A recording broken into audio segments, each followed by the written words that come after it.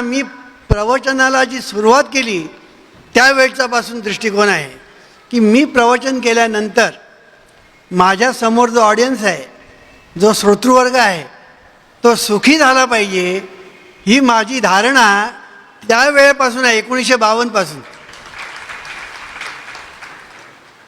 किंबहुना व्यासपीठावर बसण्याचं मी जे धाडस केलं त्याच्या पाठीमागे सुद्धा हीच भूमिका होती की मला लोकांना सुखी करण्याचं भाग्य मिळावं.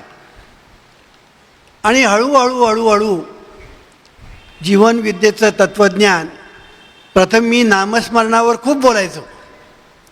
माझे पहिले जे 2 ग्रंथ आहेत, ज्ञानेशांचा संदेश आणि नामाचा नंदादीप, हे 2 ग्रंथ पूर्ण नामावर आहेत, नामस्मरणावर आहेत.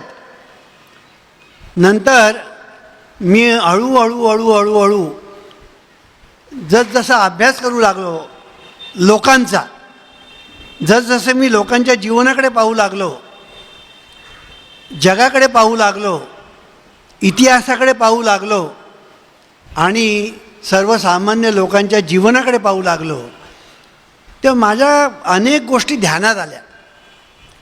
त्या काय आल्या की बऱ्याचशा गोष्टी चुकत आहे.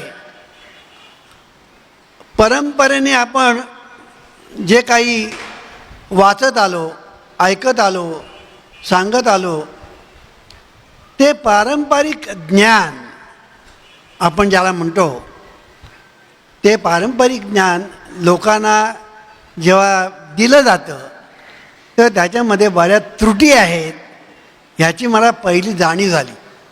आणि मी त्या दृष्टीने मी जेव्हा चिंतन करायला लागलो तेव्हा मला अनेक रिव्हिलेशन्स आल्या.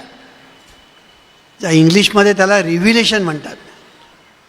ह्या ज्या रिव्हिलेशन मला व्हायला लागल्या त्यातून ही जीवनविद्या प्रगट झाली.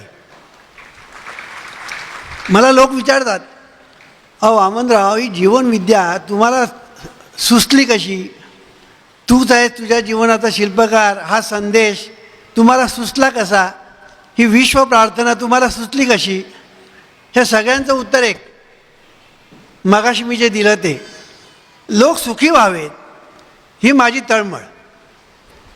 आणि ते कसे सुखी होतील? ते आज सुखी का नाही? इतिहासकालापासून मानवजात दुःखी का? या सगळ्या गोष्टीचा मी अभ्यास केला, आलोडन केलं, सिंहावलोकन केलं, परीक्षण केलं, निरीक्षण केलं आणि संपूर्ण वातावरणाचं अवलोकन केलं.